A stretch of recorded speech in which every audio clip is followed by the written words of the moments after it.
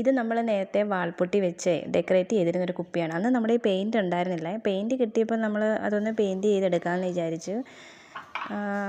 ഇത് കുറച്ച് ദിവസമായിട്ട് ഇങ്ങനെ മുറ്റത്ത് നമ്മൾ ചെടി വെച്ചേക്കുമായിരുന്നു. ലക്കി ബാമ്പു വെച്ച് വെച്ചിരുന്നതാണ്. അതുകൊണ്ട് കളറൊക്കെ മങ്ങി ആകെപ്പാടെ വൃത്തികേടായി. എന്നാലൊരു പെയിൻറ്റ് ചെയ്ത് കഴിഞ്ഞാൽ ചിലപ്പോൾ നമുക്കിത് റൂമിലേക്ക് മാറ്റാമല്ലോ എന്ന് കരുതി പെയിൻറ്റ് ചെയ്ത് തുടങ്ങി.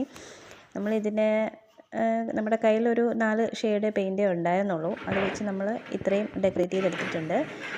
പിന്നെ നമുക്ക് ഇനാമൽ പെയിൻറ്റ് ഉണ്ടായിരുന്നില്ല. അതുകൊണ്ട് നെയിൽ പോളിഷ് തൽക്കാലം നമ്മളിതിലേക്ക് ആഡ് ചെയ്ത് കൊടുത്തു. അങ്ങനെ കൊടുത്തതിന് ശേഷമുള്ള ലുക്ക് ഇതാണ്. ആദ്യം നമ്മളിതൊരു ടോപ്പിൽ വെച്ചപ്പോൾ ഇച്ചിരി ഭംഗിക്കുറവ് പോലെ. പിന്നെ നമ്മളതൊരു ഷെൽഫിനുള്ളിലേക്ക് ഒരു ചെടി.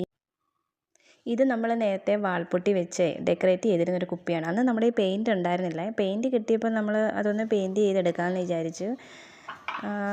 ഇത് കുറച്ച് ദിവസമായിട്ട് ഇങ്ങനെ മുറ്റത്ത് നമ്മൾ ചെടി വെച്ചേക്കുമായിരുന്നു. ലക്കി ബാമ്പു വെച്ച് വെച്ചിരുന്നതാണ്. അതുകൊണ്ട് കളറൊക്കെ മങ്ങി ആകെപ്പാടെ വൃത്തികേടായി. എന്നാലൊരു പെയിൻറ്റ് ചെയ്ത് കഴിഞ്ഞാൽ ചിലപ്പോൾ നമുക്കിത് റൂമിലേക്ക് മാറ്റാമല്ലോ എന്ന് കരുതി പെയിൻറ്റ് ചെയ്ത് തുടങ്ങി.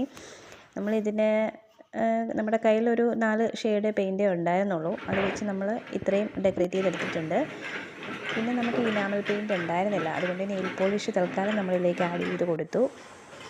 അങ്ങനെ കൊടുത്തതിന് ശേഷമുള്ള ലുക്ക് ഇതാണ്. ആദ്യം നമ്മളിതൊരു ടോപ്പിൽ വെച്ചപ്പോൾ ഇച്ചിരി ഭംഗിക്കുറവ് പോലെ. പിന്നെ നമ്മളതൊരു ഷെൽഫിനുള്ളിലേക്ക് ഒരു ചെടി.